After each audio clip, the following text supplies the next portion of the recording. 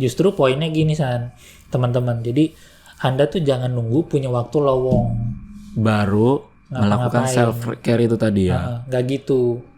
Yang ada adalah ketika Anda udah punya waktu lowong, udah keburu capek, Tidur. kesel, tidur. Jadi nggak ada penanganannya ya. Nggak ada.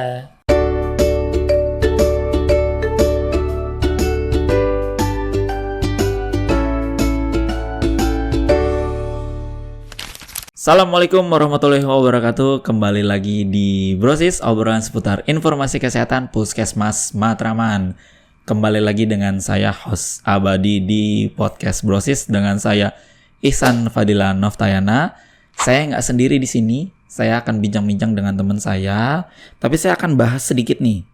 Hari ini kita akan bahas mengenai Hari Kesehatan Mental Sedunia atau World Mental Health Day 2024. Cialah, pakai bahasa Inggris segala ya. Hari Kesehatan Mental Sedunia 2024. Temanya saatnya memprioritaskan kesehatan mental di tempat kerja. Dan subtema kali ini adalah bekerja sehat, hidup bermakna dengan menjaga keseimbangan karir dan kesehatan mental. Saya nggak sendiri, saya bincang-bincang langsung dengan teman saya. Ada Mas Ari Wibowo. Sapa dulu Mas, Sobat Brosis yang ada di luar sana. Halo Sobat Brosis. Halo Mas Ari. Siang. Selamat siang. Jadi nama lengkapnya adalah bukan Mas ya, Mas Muhammad Ari Wibowo ya, psikologi klinis di Puskesmas Matraman. Jadi Sobat Brosis yang ingin konsultasi boleh datang ke Puskesmas Matraman buat ketemu langsung sama Mas Ari. Jadi kalau misalnya ada problem dan sebagainya boleh konsultasi langsung. Oke. Gratis nggak Mas kalau datang ke sini? Iya, berita bagusnya, anggap aja bagus. Oh bagus, oke. Sampai sekarang pelayanan konsultasi psikologi di manapun itu belum di cover BPJS. Oke. Jadi kalau di puskesmas bayarnya di tempat kami 30.000. 30.000. Oke, jadi bayar ya. Di tempat lain nominalnya sama nggak Mas Ari? Harusnya sama, tapi mungkin ada kebijakan yang berbeda di wilayahnya masing-masing. Oke, jadi tergantung tempat masing-masing berarti ya. Tapi belum ada yang sampai saat ini di cover oleh BPJS ya. Oke. Jadi tapi tenang aja nih Sobat Brosis, jadi nggak terpaku ya sama vaskesnya di mana. Kalau mau datang konsultasi langsung bisa ke psikologi klinis. Yang paling penting pelayanan psikologi udah ada di level paling bawah, di layanan primer. Itu dulu berita bagusnya. Oke, berita bagus. Jadi nggak harus ke yang rumah sakit atau apa ya, masih berarti ya aman. Oke, Mas Ari, tadi temanya nih yang World Mental Health Day itu adalah saatnya memprioritaskan kesehatan mental di tempat kerja. Nah ini menarik nih, saya baru dengar. Kenapa sih baru saatnya, berarti baru saat ini dong, memprioritaskan kesehatan mental di tempat kerja. Kenapa nggak dari dulu sih? Apa dari dulu mungkin udah ada, apa gimana tuh Mas? It's time. Jadi kalau ditranslasiin tuh sekarang gitu ya. Saatnya. Saya pribadi sih pengen berpikir baik dulu ya. Ada, dan saya tahu kok ada company, perusahaan gitu, lembaga yang emang sudah mengutamakan kesehatan mental di tempat kerja. Contoh, ada company yang kalau tengah tahun, akhir tahun mereka melakukan outing kan. Oke, iya. Yang bentuknya game-game hura-hura tuh loh. Atau memang jalan-jalan kan. Outbound gitu mungkin ya. Misalkan. Nah itu kan sebenarnya upaya pengelolaan stres kerja, pengelolaan burnout gitu kan. Oke, burnout. Bisa. Saya juga tahu, saya ingat saya tuh pernah ke Kompas Gramedia Palmerah tuh. Di situ saya lihat ada roll banner set tulisannya setiap Kamis ada psikolog standby. Wah, jadi memang ada company yang mereka hire psikolog third party dari luar untuk membantu untuk ngasih nunjuk bahwa di perusahaan kita nih kami nggak cuman pro untuk kesehatan fisik tapi mental juga. Nah, jadi upaya-upaya gitu sebenarnya ada. Termasuk company yang menerima orang yang dengan gangguan jiwa berat. Ya istilahnya orang yang sudah terdiagnosa gangguan mental berat gitu ya. Itu juga menerima, nggak di close. Jadi sebenarnya udah ada gitu. Nah, bahwa sekarang temanya begitu, menurut saya tuh kayak penekanan gitu bahwa ini tuh harus dinormalisasikan. Dari sekarang. Jadi ini tuh hal yang normal gitu. Bahwa yang namanya kesehatan gak cuma fisik tapi mental juga. Dan ini perlu dinormalin. Ini menjadi hal yang biasa. Gitu sih. Jadi ya, karena kalau kita bicara masalah perusahaan kan ada, apa ya, mungkin ada kekerasan psikis yang halus banget. dan itu terkait struktur organisasi dan budaya kerja. Nah gitu-gitulah. Ntar kita bisa ngobrol lebih dalam tentang itu. Oke, jadi sebenarnya udah ada ya. Jadi tadi saya tangkapnya adalah kenapa sih baru saat ini? Oh ternyata nih sifatnya menguatkan kembali untuk saat ini dinormalisasi kembali. Jadi nggak hanya fisik, tapi mentalnya juga perlu dijaga ya. Betul. Oke. Terus ini Mas Ari, temanya kan subtemanya ada tadi menjaga keseimbangan nih antara karir dan mental. Kenapa perlu banget? Seberapa penting sih? Kenapa harus seimbang nih antara keseimbangan tadi yang antara mental dan karir? Kalau jawaban saya paling keras mungkin pas kita sakit, kita sendiri mungkin gitu. Parah-parah kalau si company-nya nggak support ya. Maksudnya gini, teman-teman saya cukup banyak pas zaman COVID gitu kan, pasien ke saya, ya mereka ceritanya gitu, apa-apa cover sendiri, sampai harus bantu sesama karyawan. Jadi nggak di cover ya. Jadi ada kondisi begitu. Jadi kenapa dibilang penting loh? Karena ada sisi di mana perusahaan tuh nggak pro sama cashman. Itu satu kan. Kedua, ada orang-orang yang akhirnya bekerja tuh apa bahasanya? Sebutlah bekerja karena tanggung jawab, karena realistis gitu ya. Dia nggak terlalu ngejar dirinya, ngejar mimpinya karena harus memenuhi kebutuhan-kebutuhan yang realistis, bisa. Terus ada juga hal mengenai ada orang yang lari gitu kan dari masalah hidupnya dengan bekerja, overworking gitu kan. Tapi mereka nggak sadar, sama kayak orang nge-gym lah gitu kan, nge-gym terus-terusan, tapi ternyata overwork lah. Nah, apakah kita bisa nyadarin yang kita lakuin ini, bekerjanya ini sehat apa enggak? Karena kan dulu semboyan apa sih, kerja keras, kerja cerdas gitu ya. Kalau buat saya ada yang lebih penting, kerjanya sehat nggak? Oke. Jadi cerdas juga, sehat juga berarti ya? Harusnya sehat. Harusnya seperti itu. Karena ketika umur teman-teman sekian lebih senior, nggak bilang tua ya, lebih senior, akhirnya dalam kehidupan yang Anda cari apa sih? Kalau bukan kedamaian hati. Betul. Ya udah. Jadi itulah kenapa pentingnya harus seimbang ya. Gitu. Soalnya kalau itu ya, syukur banget ya, lagi-lagi syukur kalau perusahaan Anda promote atau mementingkan itu. Cuma gini loh, saya tuh ini bener-bener mempunyai mimpi suatu saat gitu ya di masa depan. Saya izin ke bos kan, orang-orang izin ke bos, bos saya mau izin ke masuki, kenapa? Depresi. Mana aneh kayak Gak gitu. Ada ya? Saya sih terus terang belum pernah dengar. Enggak, sorry. Kemarin saya baru dengar. Iya? Ya, baru banget kemarin saya ada klien, dia bilang gini, iya mas, dosen saya tuh dia Asperger autis, atau orang paling pintar di angkatan. Lalu dia memang pokoknya satu kali ada yang mahasiswa ngechat saya sebagai ketua kelas, dia bilang, Bu, saya izin, kenapa? Karena pet saya meninggal. Oh ya udah, nggak apa-apa. Pet? Iya, dia grieving, dia lagi berduka karena petnya meninggal. Iya. Dan dosennya santai aja. Amazing banget. Ada. Ada ya? Ternyata ada. Saya baru banget dengar kemarin. Jadi itu teman-teman. Boleh nggak sih izin untuk alasan kesehatan mental? Yap. Itu mungkin cita-cita semua orang mungkin ya tadi. Tapi bener juga mas. Jadi kan tadi yang Mas Ari bilang ya. Mungkin tadi kalau misalnya kesehatan mentalnya lagi sedang bergejolak atau apa.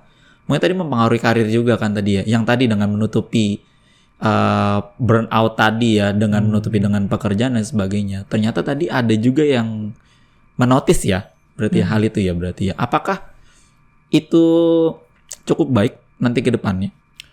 Entah, tapi ya hopefully. Cuma gini sih San, gini deh, belum lama seorang teman kita datang ke saya kan. Terus dia sebutlah ada keluarganya yang baru meninggal. Pokoknya long story short, di belakang saya bilang gini sama dia, lo tuh, gue lu ya, hati-hati menunjukkan diri lo nggak apa-apa, baik-baik saja dan bisa kerja. Lo ngapain masih masuk kerja? Cuti sana. Saya ngomong gitu teman-teman.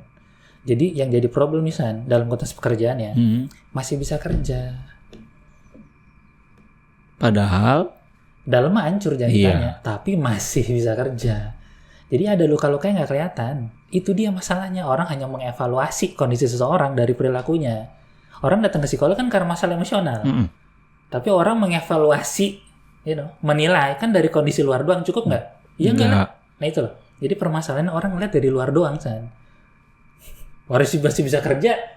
Kalau masih bisa kerja, belum kelengar, belum tipes, disuruh. Kan gitu kan. Makanya kerja sehat.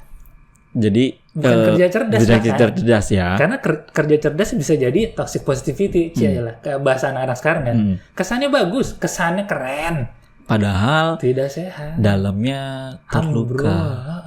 Hancur banget ya. Jadi mungkin banyak ya kalau kasus-kasus seperti itu ya di luar sana ya, banyak ya sekarang. Lihat di media sosial banyak yang tadi sedang bersedih tetap harus masuk kerjaan dan sebagainya. Dan tadi Mas Ari, burnout. Tanda-tandanya itu apa sih Mas kalau burnout itu? Burnout itu apa sih Mas sebenarnya? Sip. Jadi burnout itu gampangnya stres lah. Cuman kontekstual burnout itu adalah stres karena kelebihan beban kerja. Kelebihan beban kerja gitu ya. Ya target kebanyakan lah, apalagi orangnya kurang lah, sistemnya sistemnya bikin lelah lah, rotasi nggak ada. Maksudnya orang itu untuk sekian lama dia kerja di situ terus, nggak ada rotasi, monoton ya, macam-macam ya. Jadi burnout itu gampangnya stres, cuma stresnya kontekstual dalam kelebihan beban kerja. Tandanya apa? Apa ya? Ya kalau orang penuh tandanya apa ya, San? Mudah lelah, sensitif, sabarnya tipis, ya kan?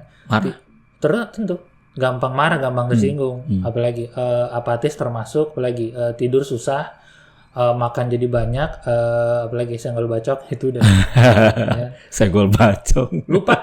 Sulit konsentrasi, mudah lupa. Sulit recall, susah. Oke. Jadi burnout itu salah satunya tadi tandanya adalah mudah lupa juga ya berarti ya. Susah nginget gitu. Tentu saja juga kalau udah kepenuhan, keluhan fisiknya banyak. Keluhan fisik banyak, debar-debar, tremor, gini aja coba teman-teman, getar nggak tangannya? Kan gitu dokter. Jadi kayak mau meledak gitu rasanya kan? Iya. Itu berarti salah satunya udah burnout banget berarti ya? Iya. Nah cuma masalahnya tadi San, gini deh, mau saya bikin sederhanin teman-teman ya. COVID, zaman COVID dikit ya. COVID itu ada swabnya, bener ya? Betul. Kolesterol ada cek labnya, betul ya? Nah, sekarang kalau stres, trauma, depresi ada cek labnya nggak? Nggak ada. Sampai saat ini saya nggak tahu ya. Nggak ada sih kayak Mas Ari. Iya. Ada nggak? Bener, nggak ada ya? Sebenarnya si tes psikologi, psikotes itu. Ada ya? Ada sebenarnya. Tapi kan itu nggak aneh kan? Apa itu aneh kita dengar kan? Nah, jadi, sekarang BTW berkaitan sama tes itu, sekarang lagi ngetren namanya istilahnya MHCU. Mental Health Check-up. Medical Check-up. Ya, okay. Mental Check-up gitu ya. Nah, jadi gitu. Tes screening kesehatan mental itu nggak umum dan mungkin aneh. Nah, poin saya gini nih. Ketika kita mudah sekali melakukan screening kesehatan, nah, apakah kita juga mudah melakukan screening kesehatan mental? Itu kan? Karena tadi luka-lukanya nggak kelihatan. Nah, karena lukanya nggak kelihatan, beda kayak luka berdarah kan. Nah, ada merah, bonyok, bengkak, ya kan? Nah, kalau stres depresi trauma tadi kan, orang masih bisa kerja. Seorang ibu datang bilang sama saya tentang anak yang ke saya. Anaknya masih bisa disuruh-suruh, tuh masih bisa sekolah. Dalam hati saya bilang gini, lah ibu mau tahu isi pikiran anaknya apa aja. Ibu pernah lihat di lengannya ada tanda apa aja. Itu dalam hati ya, saya ngomong ke beliau ya. Tapi tadi San, orang hanya melihat perilaku luar dan itu nggak cukup. Nah, karena ada luka-luka yang nggak kelihatan, mungkin, nah ini mah refleksi saya gitu ya. Mungkin akhirnya orang-orang baru nyari bantuan ketika sudah meledak. Yang mana terlambat dong. Oke. Jadi banyak yang salah sebenarnya tadi. Banyak banget yang salah. Jadi sebenarnya jangan nunggu. Ya ibaratnya mungkin kesehatan ya.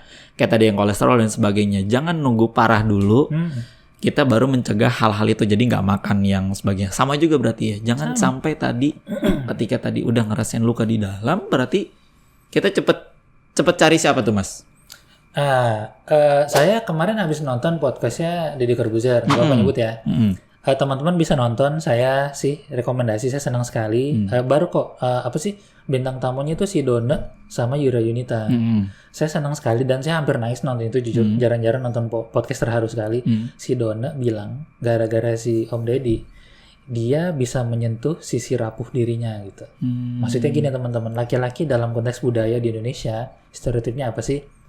Rasional, problem solver kan, nggak boleh cengeng, Nggak boleh nangis, ngerasa, ya. nggak boleh nangis. Siap. Nah, Harus di situ- kuat pokoknya betul, itunya. betul. Nah, obrolan di podcast itu menarik, dibilang gini, cowok kalau ada masalah Dibendem. nelpon siapa? Oke, iya. Pertanyaan itu aneh.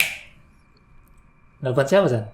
Kalau saya ibu sih, Ibu. ibu. Oh, lumayan. Kalau ada Bagus. masalah, Bagus. nggak tahu yang luar sana ya. Iya kan? Kalau mungkin udah punya pasangan ya mungkin kayak Nah, udah suami istri ya mungkin Iya. ceritanya sama istri. kalau nggak ada pasangan deh. Ya sama ibu berarti. Kalau saya Ya, nggak tahu yang lain gimana. betul. Tapi pertanyaan itu aneh kan buat laki-laki kan? Yap. Tapi pertanyaan itu buat perempuan mudah sekali dijawab. Iya. Iya, sama temen sama siapa kayak. Jadi poinnya dalam konteks budaya laki-laki kayaknya memang di setting, tanda kutip di setting ya, peran gendernya adalah being strong terus.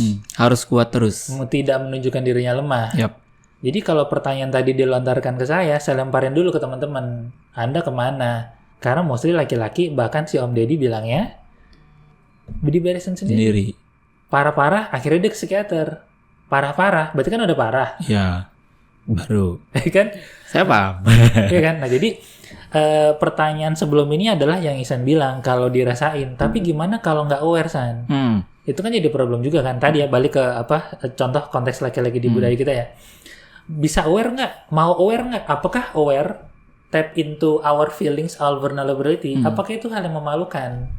Itu dulu. Yap. Ya kan? Karena tadi ketika orang burnout udah penuh kadang-kadang nggak nyadar. Yang nyadarin siapa? Orang luar. Makanya dalam hal ini yang perlu dilakukan pertama sebenarnya San, adalah mengembangkan literasi kesehatan mental. Oke. Wawasannya diisi dulu.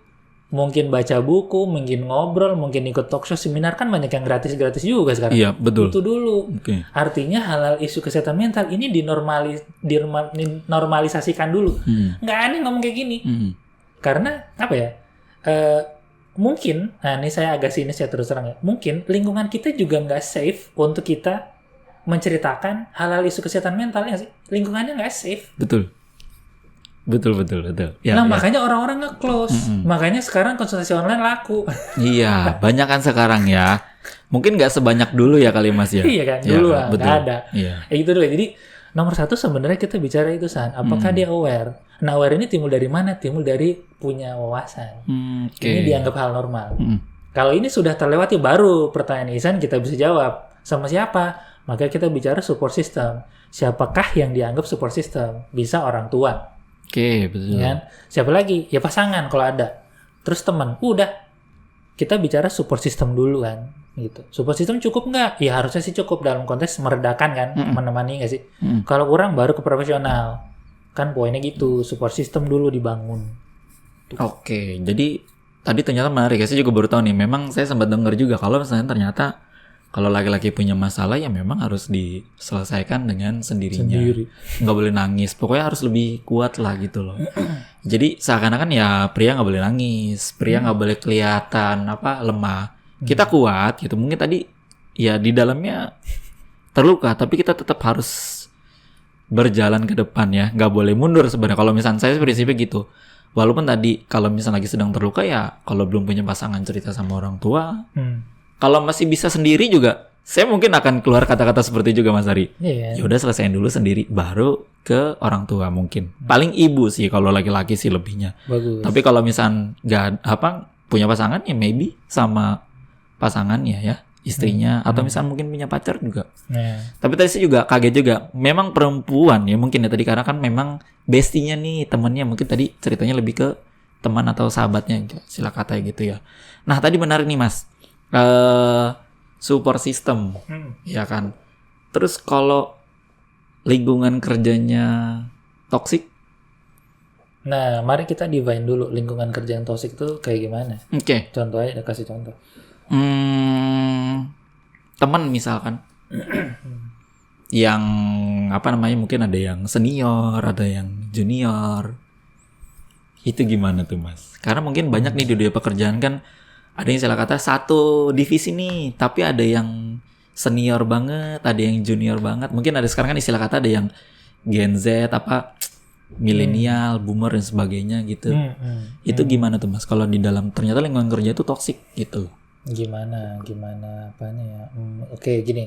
Kalau kita bicara perusahaan, lembaga, company gitu, kita termasuk ya dalam suatu organisasi, maka kita bicaranya elemen-elemennya banyak. Dari mulai visi misi gitu kan, nilai-nilai perusahaannya gimana sih? Dan kalau perusahaannya, company-nya punya nilai-nilai, apakah sudah cukup disematkan sama karyawan-karyawannya? Makanya biasanya outing adalah sarana untuk menanamkan nilai-nilai perusahaan, ya kan? Udah gitu, apakah perusahaan-perusahaan bersangkutan punya ritual tanda kutip, punya kebiasaan-kebiasaan? Oke.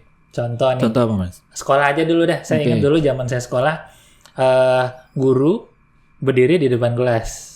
Oke. Ngapain? Ingat nggak? Mau salam. Benar. Nah, jadi diajarkan sistem. Dan ini kita nggak ngomong benar salah ya. Di sekolah sistem yang dibuat, nilai yang mau ditanamin adalah anak siswa perlu hormat sama guru. Sama figur otoritas. Oke. Nah, gitu. Berarti yang tingkatannya lebih tinggi ya. Nah, jadi tadi ketika Ihsan bilang ada junior senior, maka kita bicara gini dulu, San. Bagaimana kalau gitu di perusahaan ini relasi antar atasan bawahan? Kita bicara itu dulu. Apakah yang junior punya ruang untuk ngomong, ya kan? Atau ya tadi, apakah yang senior juga terlalu ngontrol si junior kan? Nah, jadi kita bicara apa tuh bahasanya? Relasi atau komunikasi organisasinya gitu. Jadi itu beda-beda. Itu beda-beda. Budaya kerjanya gimana? Ya kan? Apakah budaya kerjanya tuh apa tuh? Ya tadi kalau ada sesuatu sebutlah melakukan perbuatan tidak menyenangkan gitu ya, kesamarkan kerjaan, adakah kanal-kanal ruang buat melakukan pelaporan, penyelesaian masalahnya gimana? Jadi kalau bicara organisasi rada kompleksan karena organisasi punya budaya sendiri, nilai-nilai sendiri ya. Komunikasi sendiri, jadi entah gimana dibangun gitu. Oke, rumit nih. Jadi saya juga banyak mendengar ya kan tadi di media sosial kayak gitu. Lanjutin. Apalagi Mas? Ini sederhana tapi buat saya penting banget teman-teman. Oke, apa tuh Mas? Lingkungan fisik. Lingkungan fisik. Seperti apa Mas? Bayangin San, ruang kerjanya adalah cubicle. Dan cubicle-nya cubicle kan tahu kan ya? Apa sih? Meja dengan penutup segini sekali. Iya, sekat-sekat. Iya. Nah, sama kalau Anda bekerja di ruangan ruangan. Ada privasi kan? Di cubicle nggak ada kan? Nah, jadi kalau Anda mau ngobrol-ngobrol nggak enak kan? Itu ngaruh tuh. Saya ingat punya pasien, lalu manajernya datang ke saya. Kesini. Lalu kami bicara bagaimana kita bisa membantu si karyawan ini gitu ya, yang lagi ada masalah psikologis. Kita nggak bilang gangguan mental dulu, nggak bilang mental illness dulu. Gimana kita bisa membantu dia untuk masih bisa kerja, karena pilihan dia tetap kerja bukan cuti. Jadi kita waktu itu mikirin tentang tentang ruangan. Apakah posisi ruangannya dipindah? Apakah dia pindah bagian dulu? Kita sampai mikirin gitu San. Jadi posisi lingkungan fisik itu penting banget. Bayangin kalau orang berkonflik sama kita depan mata, ayo. Seberang meja. Nggak kerja berantem kayaknya kalau depan gitu ya. Tiap mau kerja udah kebet-kebit hatinya kan, udah lewat jalan lain mulu. Nih, belum datang nih. Udah datang nih. Ya kan? Udah nyumpah-nyumpah aja dalam hati. Oke. Nah, jadi sebenarnya lingkungan fisik itu juga penting. Nah, mungkin kantor ruangan-ruangan yang kecil itu akan membuat relasinya jadi dekat, ya dong. Gimana kalau ruangannya terpisah-pisah jauh-jauh? Ya hubungannya jadi tidak dekat kan, kenal aja enggak. Nongkrong barengnya kapan? Apakah ada meeting-meeting yang rutin misal? Jadi itu sih. Jadi lingkungan fisik sebenarnya juga menentukan tadi relasi, kedekatan, komunikasi. Lingkungan fisik. Saya tarik sedikit nih. Berarti tadi toxic itu kalau di lingkungan kerja tadi kan sangat luas ya. Berarti tadi apakah ada kaitannya nih sama tadi yang termasuk ruangan fisik apa tadi? Lingkungan fisik. Setting ruangan. Termasuk nggak itu juga kalau misalnya tadi ternyata ruangan fisiknya ruangan itu ternyata nggak mendukung buat itu, apakah termasuk itu dalam kategori yang toksik juga di dunia pekerjaan? Ya sebenarnya iya. Ya bayangin aja lagi konflik kan dari satu ruangan. Mau nggak mau ada di ruangan sama. Oke deh, hilangin sekatnya deh. Ayo. Jadi itu salah satunya juga ya. Iya. Ini saya baru tahu nih ternyata tadi ruangan fisik tadi ya. Gini, lingkungan fisik. Ya, yang lebih real mungkin kebayang di teman-teman ya. Bayangin orang udah nikah. Ya. Berantem. Terus satu rumah. Oke. Ngaruh kan? Oke, ngaruh banget. Itu ngaruh banget itu ya. Oke, ngaruh aja. Oke, siap. Jadi menarik ya kalau misalnya ternyata toxic itu bisa dalam segala lini tadi ya. Bisa kaitan antara relasi dan teman sama teman. Mungkin tadi atasan juga bisa juga tadi ya. Terus di dalam ruangannya juga ternyata juga berpengaruh juga terhadap toxic tersebut ya. Oke, Mas ini tadi lebih lebar lagi dari toxic. Overworking. Mungkin banyak ya di luar sana yang ngerasa mungkin ini bukan tugas saya nih, atau ternyata kamu bisa nih, kamu coba kerjakan. Gimana sih ngatasin nih? Apa mungkin ada ternyata yang pengennya gak mau ngerjain nih, tapi karena tadi tuntutan pekerjaan atau memang arahan dari pimpinan atau atasan, kita harus mengerjakan. Apakah bisa gitu loh? Bisa kan? Mengatakan tidak, mungkin nggak bisa kali ya. Taruhannya karir ini, bukan nyawa, taruhannya karir. Bisa nggak Mas Ari? Mungkin ada yang ternyata sekelibat nih dalam hati seseorang. Pengennya bilang enggak nih, karena sebenarnya saya nggak bisa nih ngerjain ini, tapi karena memang diharapkan bisa oleh pimpinan. Mungkin tadi kalau misalkan ada beberapa orang, ini jadi kelebihan tersendiri. Misalkan dia bidangnya bukan kesehatan. Terus dia harus ngerjain apa dan sebagainya. Nah, ternyata jadi bisa nih. Mungkin ada kelebihan atau manfaatnya. Tapi kalau bicara soal tadi ya, kesehatan mental tadi, overworking ini bisa jadi masalah. KPI, Key Performance Indicator itu adalah performa kerja doang. Ntar, potong dulu. Saya mau kasih kasus nih. Ini kasus nyata. Jadi ini orang, dia levelnya mungkin vice manager gitulah. Sebutlah manager lah ya. Wakil direktur aja gitu lah. So dia kerjanya bagus, KPI itu tau kan? Nggak tahu. Performance apa sih? Evaluasi kinerja. Evaluasi kerja taunya, iya. Kita ekin. Jadi evaluasi kinerjanya bagus, selalu bagus, target-targetnya capai, konsumen puas. Oke. Tapi lalu ini orang kok sakit-sakitan. Dah kasusnya begitu aja, sakit-sakitan gitu ya.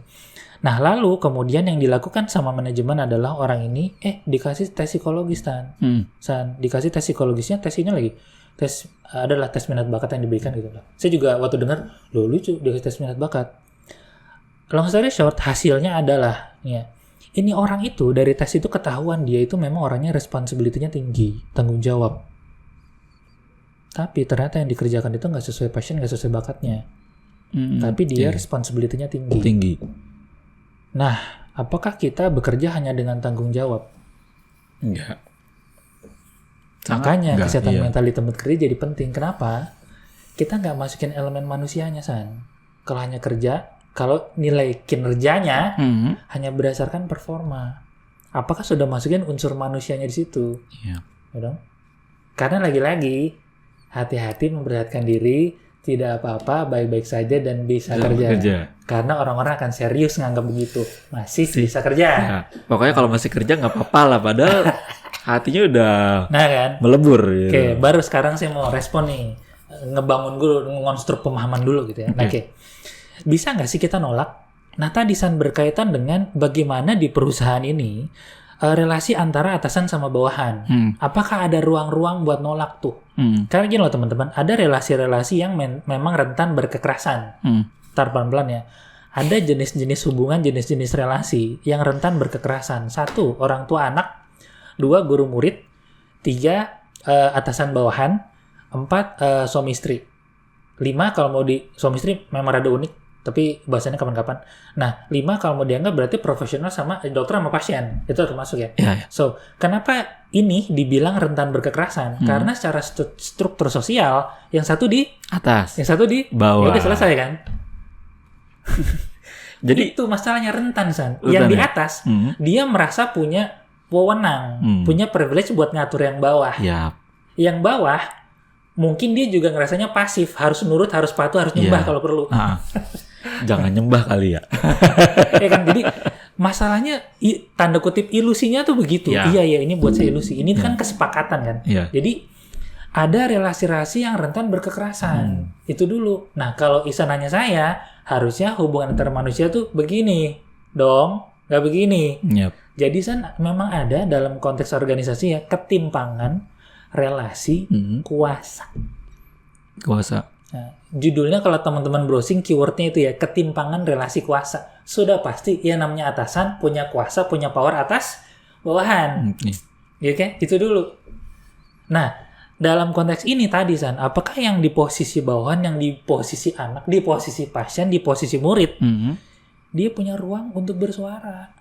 Dan kalau punya ruang untuk bersuara, apakah ada dampak negatif? Ya, maka ketika Isen tadi bilang ini masalah karir, nyawa. Taruhan bukan nyawa, karir taruhannya. Kan? Nah, ya pilihannya nurut dong. Iya. Gimana? Orang urusannya survive kehidupan, Yap. yang dipilih pasti itu San, pasti itu. Tapi tadi kan, nah apakah tadi kan si atasan bisa melihat gitu? Apakah dia bisa menilai ini tuh proper nggak ya? Saya masih nyuruh dia. Apakah penilaian saya untuk kondisi fisik mentalnya sudah tepat sehingga saya nambahin job? Oke deh, kalau saya nambahin job, apakah dia butuh bantuan? Atau dia bisa handle sendiri? Kalau gitu San, pertanyaan yang lebih relevan apa coba?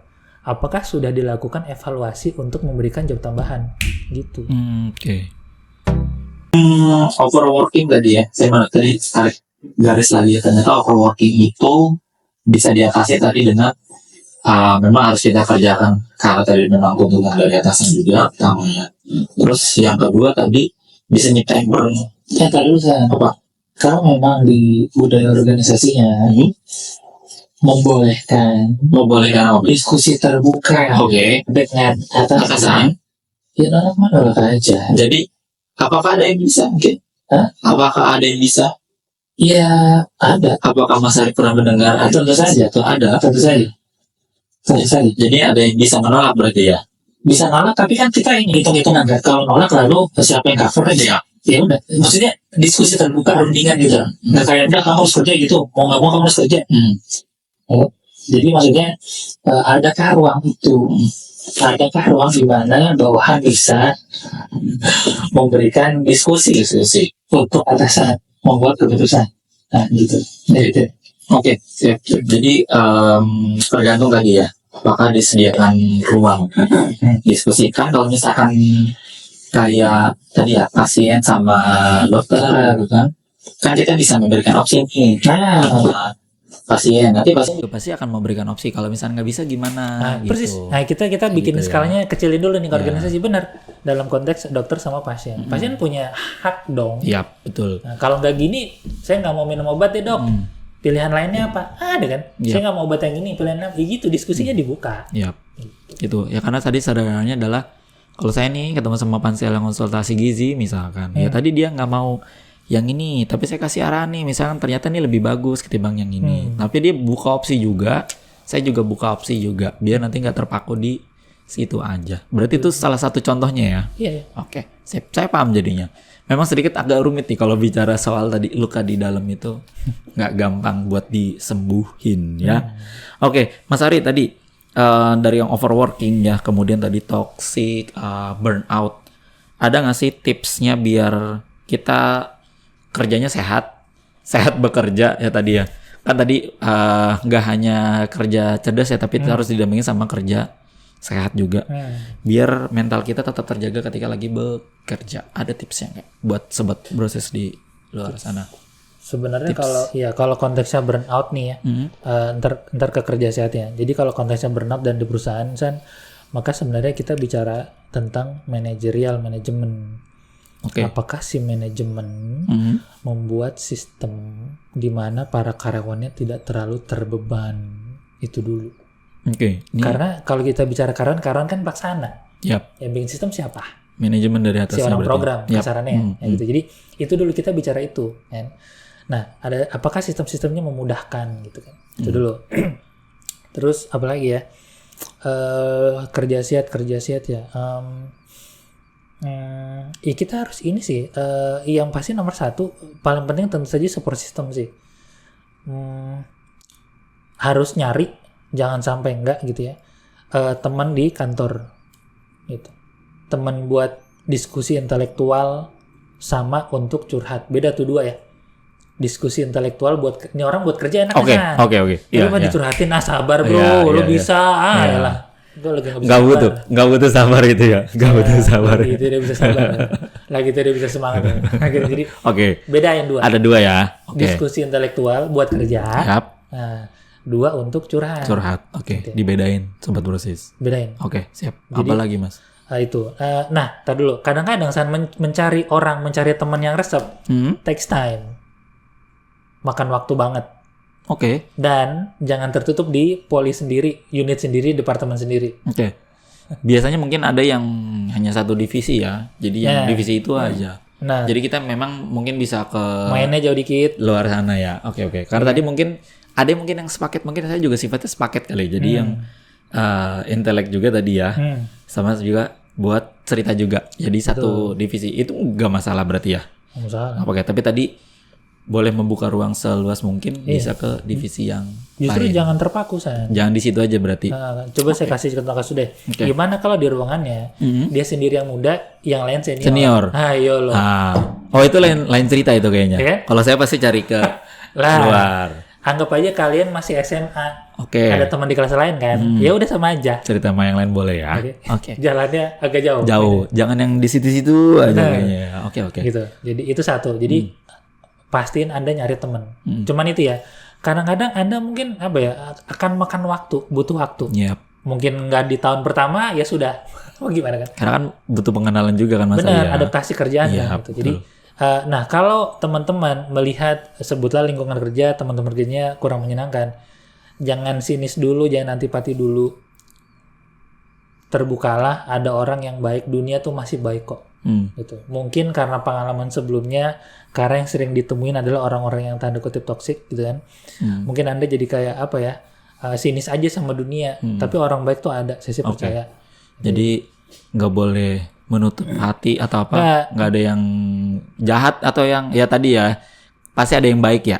Ada kok. Pasti ada yang baik. Dan kenapa sih bilang begini? Karena Anda harus aktif nyari temen.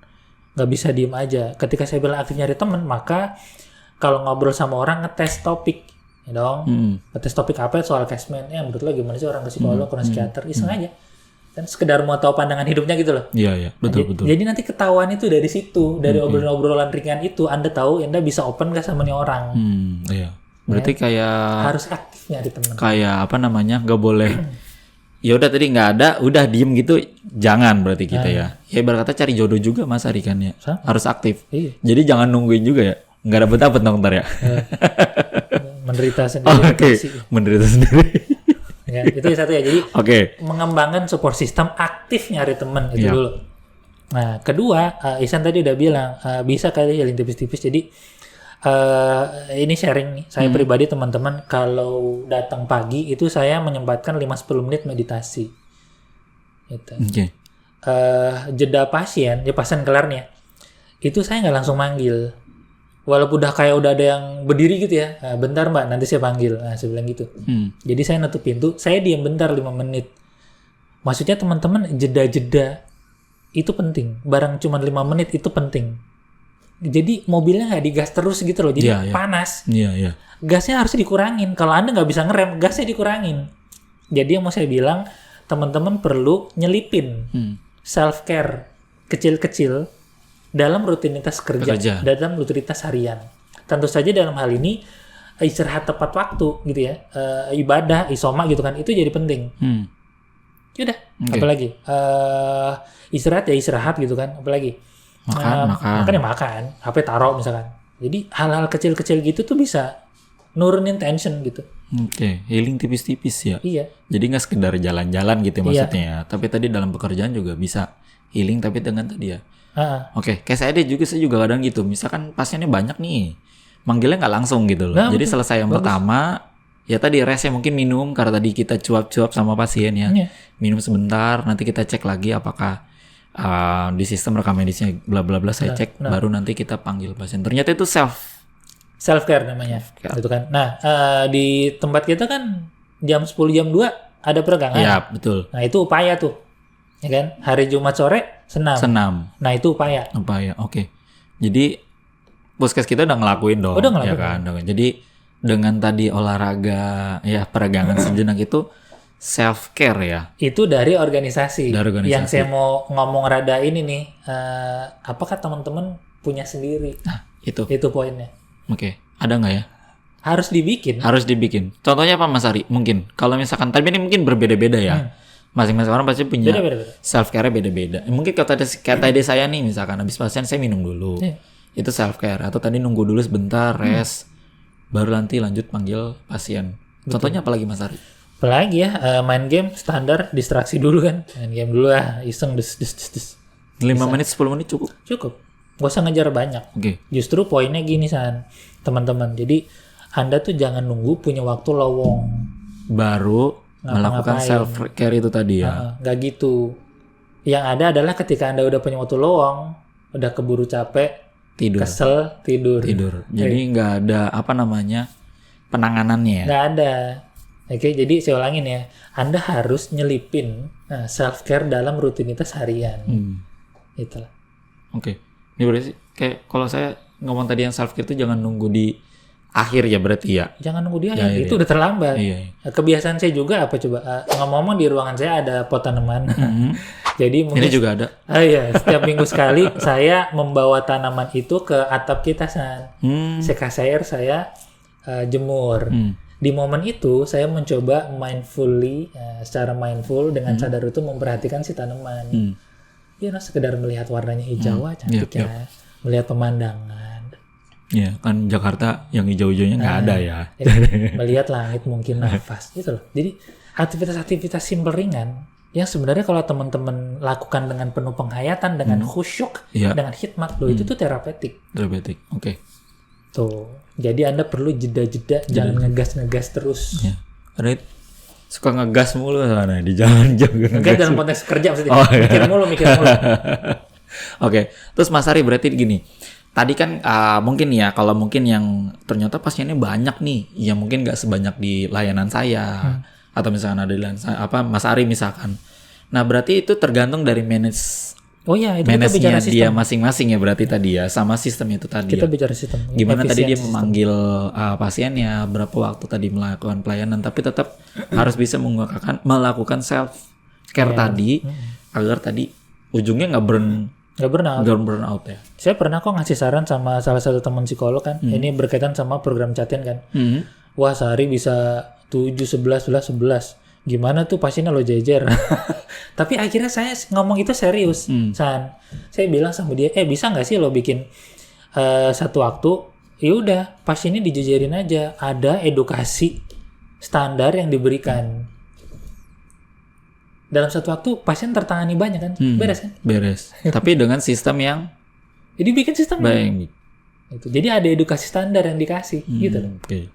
Bisa ya tapi ya. Bisa kalau kita berupaya, kalau kita nggak keburu sinis gitu, sama sama kerjaan ya, ada caranya. Oke. Aktif mikir gimana bikin ini lebih sederhana. Jadi gini San, teman-teman perlu, ini konteksnya saya ngomong sama teman karyawan yang bekerja ya. Teman-teman coba Anda cermatin gitu ya. Coba Anda observe, analisa apa dalam pekerjaan Anda yang bikin burnout. Gitu. Jadi kalau di bahasa psikologi kita tuh bikin tabel lalu kita cari yang namanya faktor resiko sama faktor pelindung. Faktor resiko tuh faktor yang bikin stres, bikin burnout. Cari apaan? Gitu. Faktor pelindungnya apa yang bikin Anda semangat kan? Nah, gitu. Jadi faktor resikonya itu diminimalin. Dicari cara-cara biar sistem kerjanya efektif, efisien, nggak bikin terlalu capek lah gitu dah. Ada. Gitu. Kalau bingung gimana? Emang Anda kerja sendiri? Rame-rame Iya. Kurang. Lah kan ada atasan ngobrol. tanya. Jadi Ya kan? kita boleh bertanya ya, nggak masalah dong. Persisan. Ya kan? Jadi Betul. burnout kadang-kadang memang bikin kita antipati, udah males. Iya. Udahlah. Gini aja. Ya. kerjain aja gitu ya berarti ya. Iya. Ya. Itu buat saya desperate, menyerah sama keadaan. Kayak gitu caranya. Jadi nggak boleh nyerah sama keadaan ya. Jadi desperate itu mungkin tanda burnout itu sendiri kan. Oke. Kejawab lagi nih, ternyata itu tanda-tandanya juga kalau udah burn Iya. out. Udah males lah ngomongin. Gitu. Oke. Jadi banyak tipsnya ya. Tapi tadi yang paling penting saya tangkap sih ya tadi ya kita harus ya bangun support system itu dulu ya. Biar nanti lingkungan kerja kita membuat ya tadi sehat, bekerja, kerjanya sehat, mentalnya juga bisa sehat. Bisa sehat. Oke. Mas Ari, terima kasih. Terima kasih. Menarik banget nih. Karena tadi kaitannya sama pekerjaan ya mungkin tadi memperbaiki mental di tempat bekerja. Mas Ari sudah cukup? Cukup lah. Cukup. Jadi Mas Ari ini psikologi klinis ya. Jadi nanti sobat Brosis yang mau datang ke Puskesmas Matraman, Jadi banyak tadi pasien ini Mas. Nggak apa-apa lah ya. Ya ntar paling pasien saya ada yang bete. Jadwal Mas Ari penuh mulu. Penuh mulu. Nggak apa-apa. Kan ada pemasukan ya. Bener nggak ada pemasukan kan? Ya lumayan lah. Oke nih tambahan aja. Jadi nanti sobat Brosis bisa ya kalau misalnya mau datang ke Poli Mas Ari ada hari-harinya nggak? Poli psikologi saya, oke makasih San pertanyaannya teman-teman. Jadi saya prakteknya di Puskesmas Matraman hari Selasa. Hari Selasa. Nah, ini penting nih. Hari Selasa saya tuh jalan ke puskes kelurahan. Oke.